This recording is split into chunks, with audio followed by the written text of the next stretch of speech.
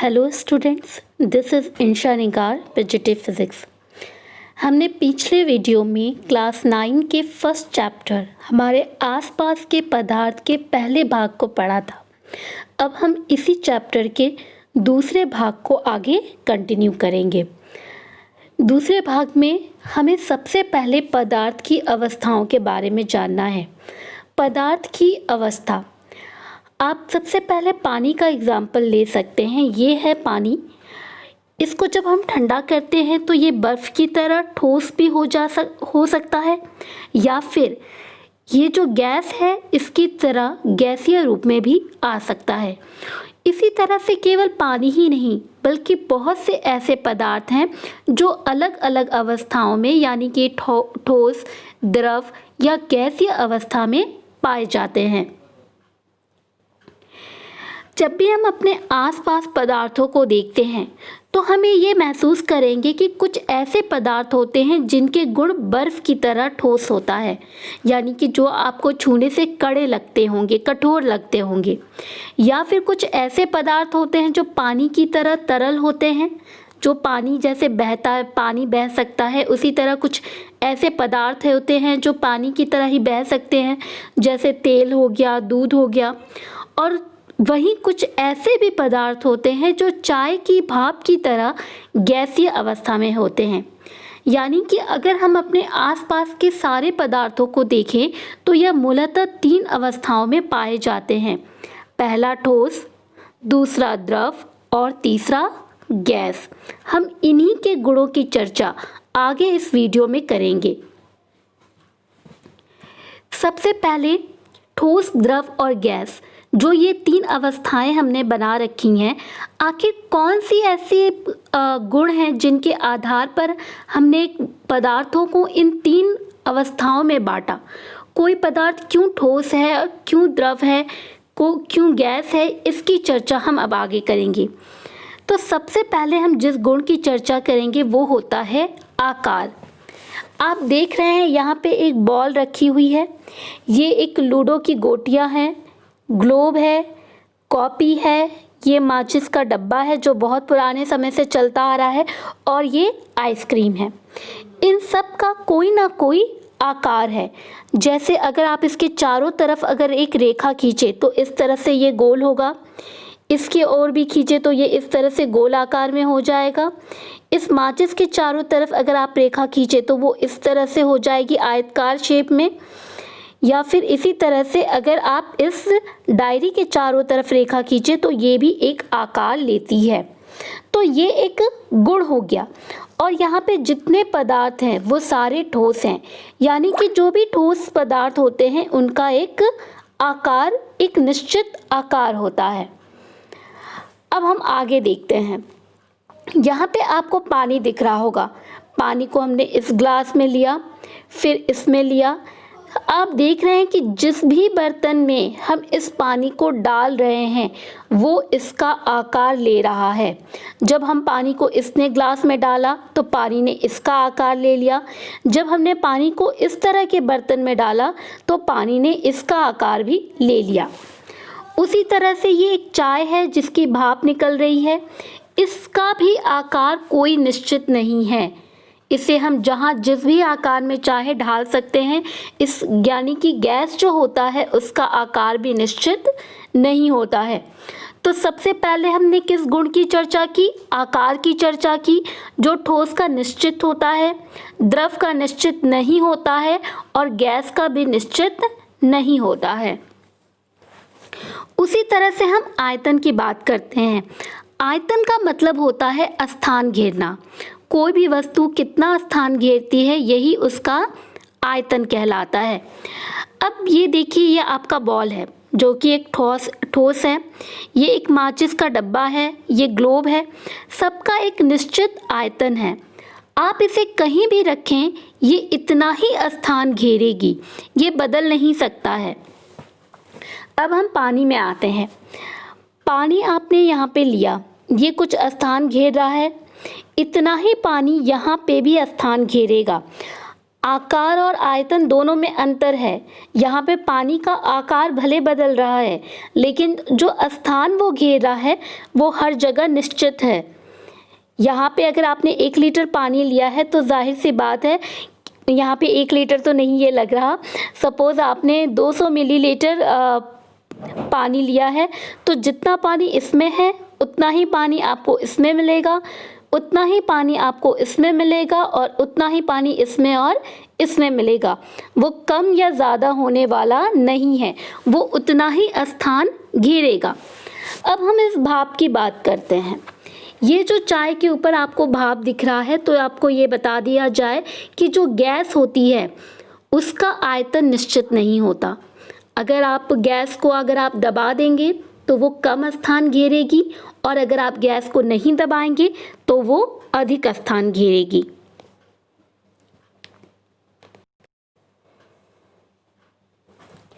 अब हम तीसरे गुण की चर्चा करते हैं, संपीड्यता।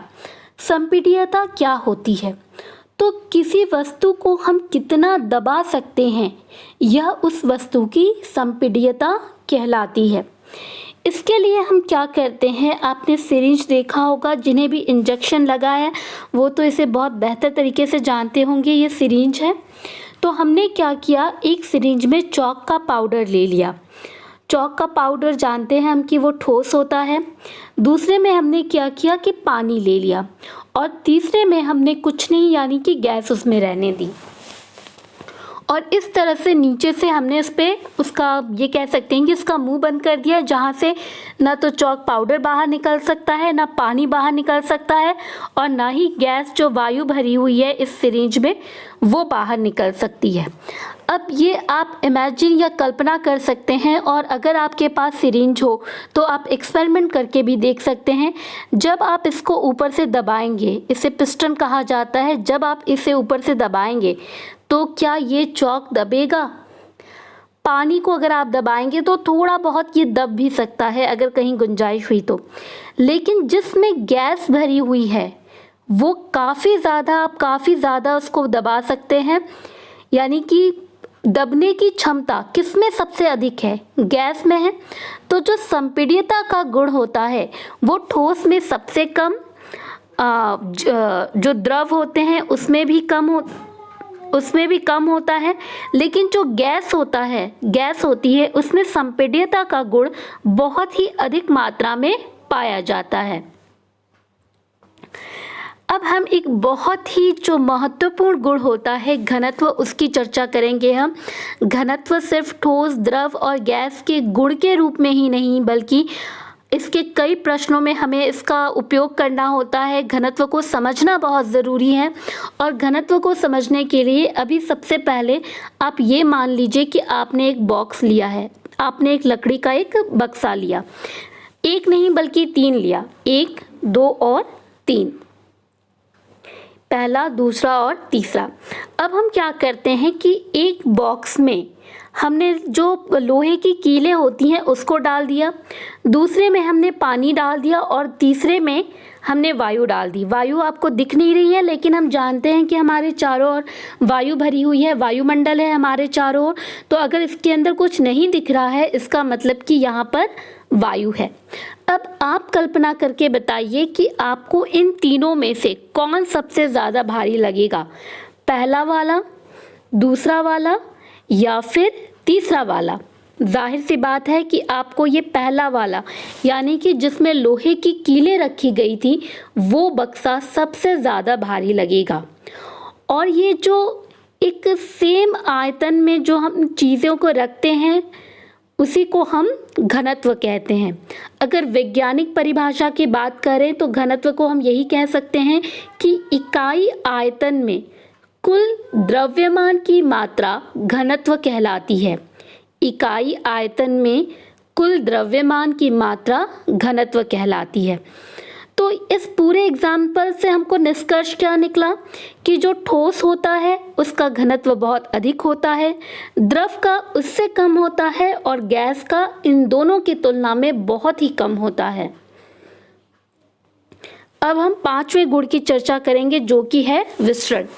इससे पहले वीडियो में ये प्रश्न भी आया था कि आपको गर्मा गर्म खाने की महक बहुत दूर से क्यों आ जाती है और ठंडे खाने की महक क्यों नहीं आ पाती।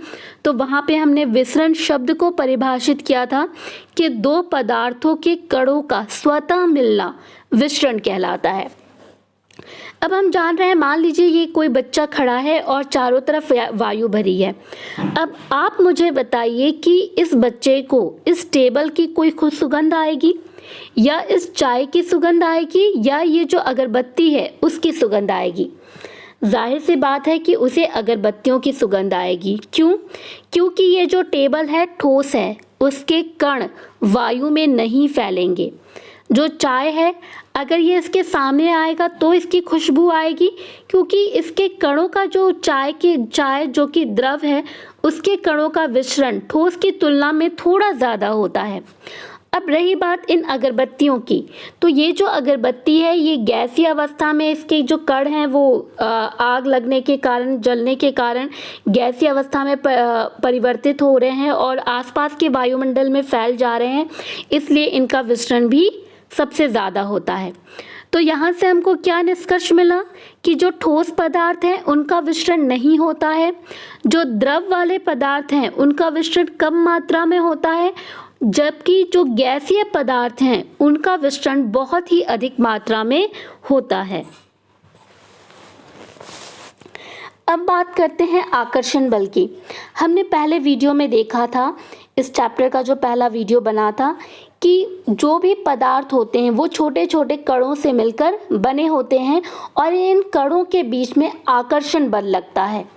तो जो आपका ठोस होता है, कोई भी सॉलिड यानी कि ठोस है, इसका मतलब जो भी ठोस होते हैं उनके कणों के बीच में आकर्षण बल बहुत अधिक होता है, द्रव में उससे कम होता है, जबकि गैस के कणों के बीच में आकर्षण बल बहुत ही कम होता है। कणों के बीच रिक्त स्थान की अगर हम तुलना करें तो ठोस के जो कण होते हैं उनके बीच में रिक्त स्थान बहुत ही कम, हम कह सकते हैं नगण्य। नगण्य मतलब जिनकी गणना नहीं की जा सकती है। वहीं द्रव के कण जो होते हैं उनके बीच में थोड़ा रिक्त स्थान होता है, जबकि जो गैस होती हैं उनके कणों के बीच में रिक्त स्थान बहुत ही अधिक होता है। कणों की गतिशीलता क्या होती है, तो ये विसरण में जो हमने अभी विसरण का गुण देखा था उसी में हम ये चर्चा कर चुके थे कि ये जो टेबल है इसके कण गति नहीं करते हैं। टेबल के कण गति नहीं करते हैं मतलब ये हुआ कि जितने भी ठोस हैं उनके कणों की गतिशीलता बहुत ही कम होती है। द्रव के कणों की गतिशीलता ठोस की तुलना में थोड़ी अधिक होती है, जबकि जो गैस होते हैं उनके कणों की गतिशीलता ठोस और द्रव की तुलना में बहुत ही अधिक होती है। तरलता एक और गुण है, तरलता, जो लोग समझते होंगे इस चीज़ को, बहने का गुण।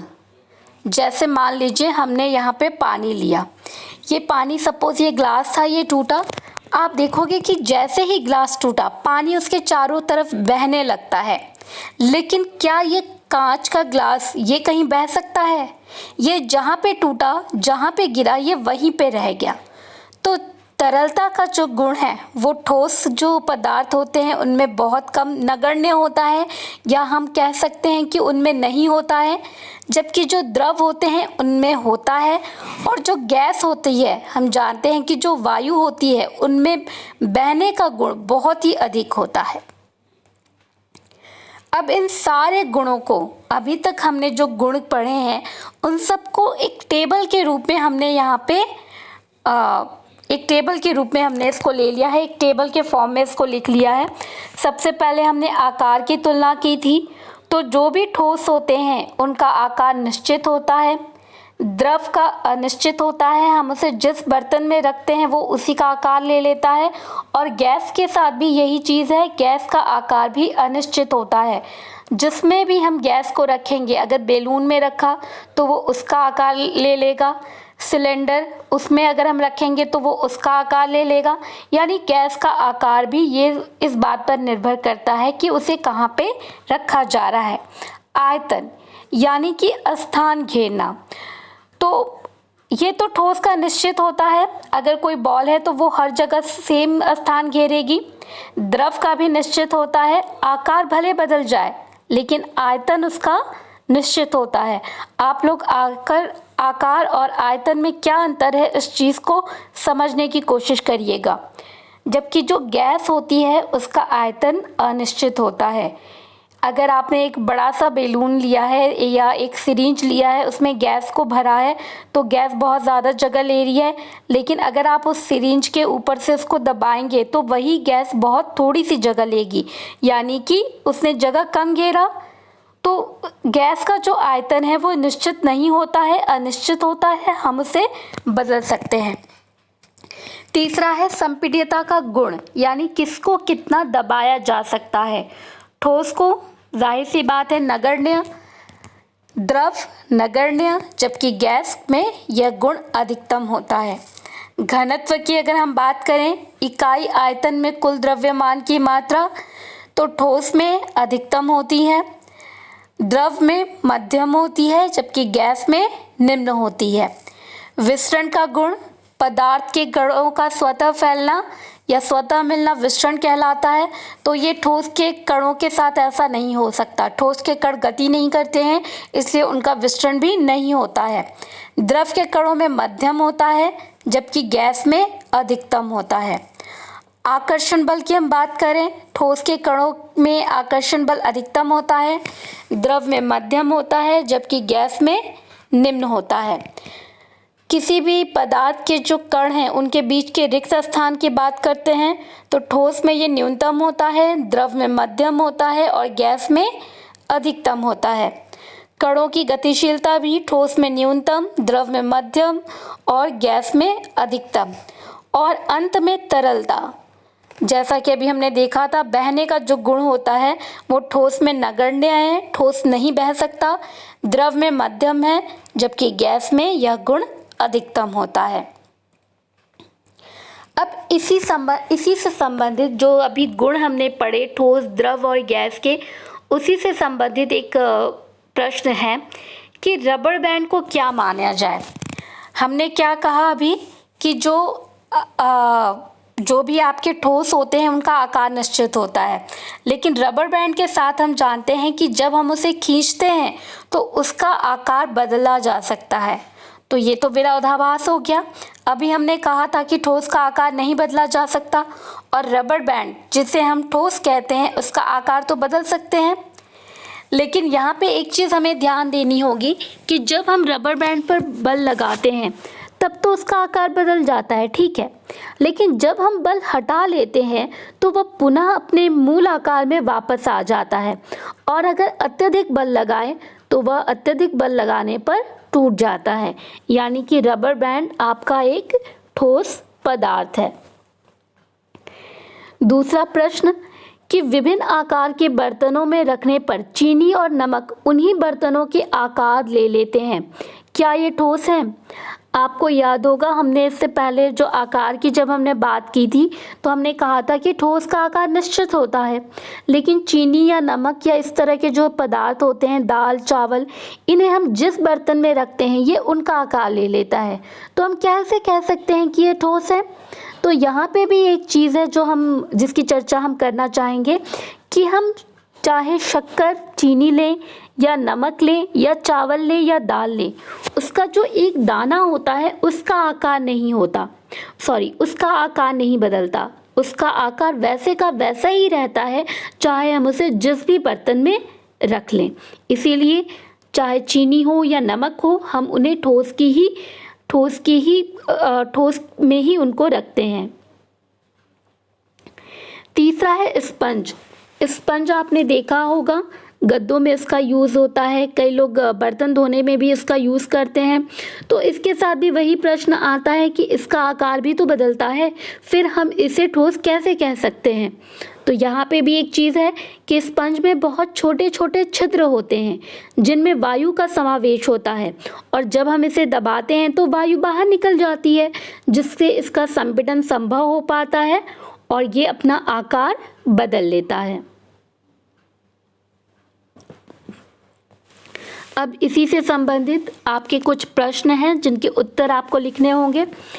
ये अभी हमने जो घनत्व की परिभाषा लिखी कि किसी तत्व के द्रव्यमान प्रति इकाई आयतन, प्रति का मतलब है कि आपने इकाई आयतन लिया और इकाई का मतलब होता है 1।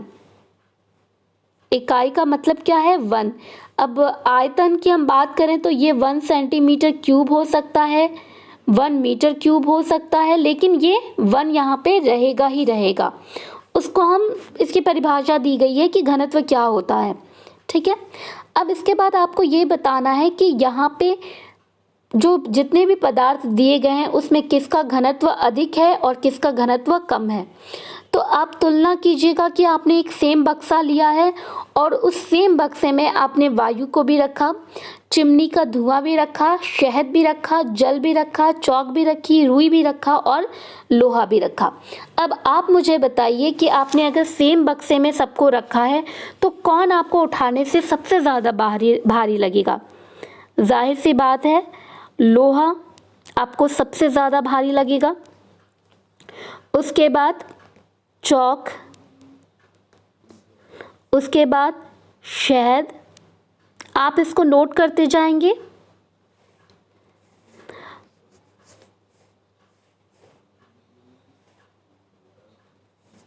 उसके बाद जल, फिर उसके बाद रुई, फिर उसके बाद चिमनी का धुआं, क्योंकि जो चिमनी का धुआं होता है उसमें बाकी दूसरे धूल कण भी मिले होते हैं, इसलिए चिमनी का धुआं वायु की तुलना में थोड़ा भारी होगा। और अंत में वायु।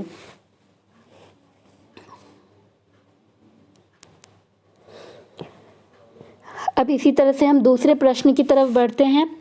पदार्थ की विभिन्न अवस्थाओं के गुणों में होने वाले अंतर को सारणीबद्ध कीजिए। ये अभी थोड़ी देर पहले हमने इसकी तुलना की थी, इसके बारे में लिखा था, तो आप उसे लिख सकते हैं अपने नोटबुक में। और तीसरा दूसरे ही प्रश्न का दूसरा भाग है, निम्नलिखित पर टिप्पणी कीजिए।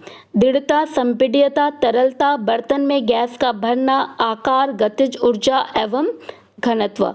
तो आपको इन सब के बारे में 2-2 लाइनें लिखनी हैं कि आप इसके बारे में क्या समझते हैं।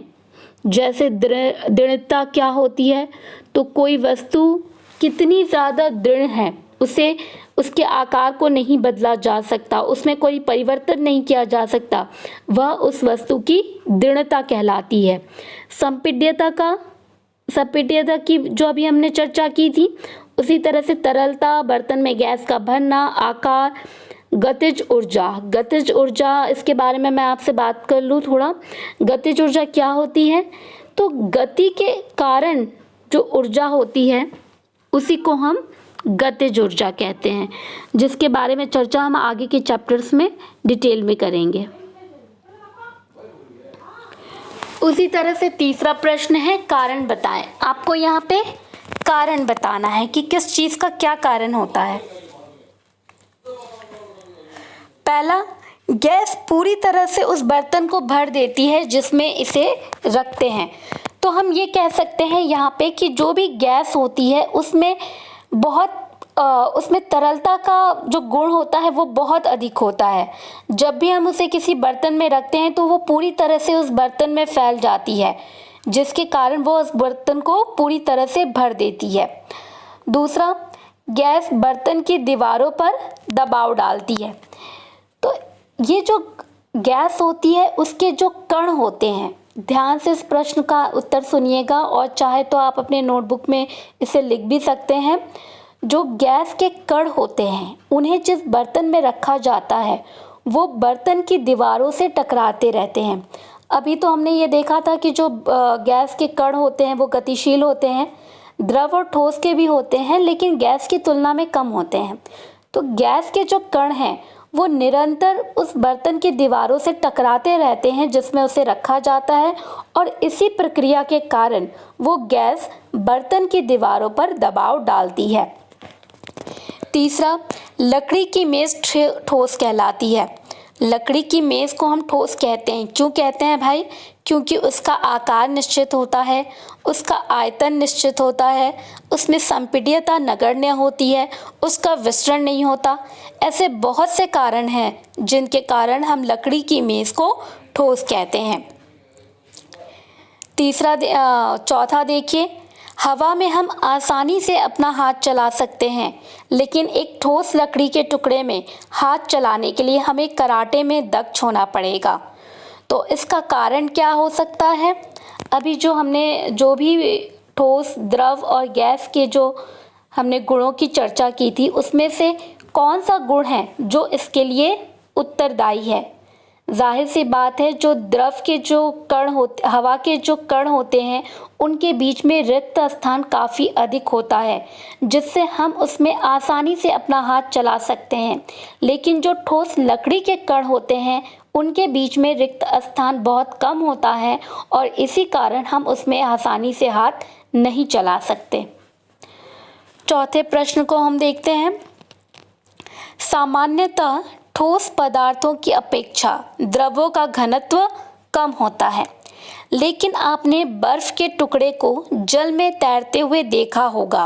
पता लगाइए ऐसा क्यों होता है? तो जो बर्फ के टुकड़े होते हैं, आपने ग्लेशियर वगैरह में देखा होगा, समुद्र में देखा नहीं होगा तो आपने सुना होगा कि समुद्र में बर्फ के टुकड़े होते हैं जो तैरते रहते हैं। कोई चीज़ किसी पे कब तैर सकती है? जब वो उससे हल्की हो।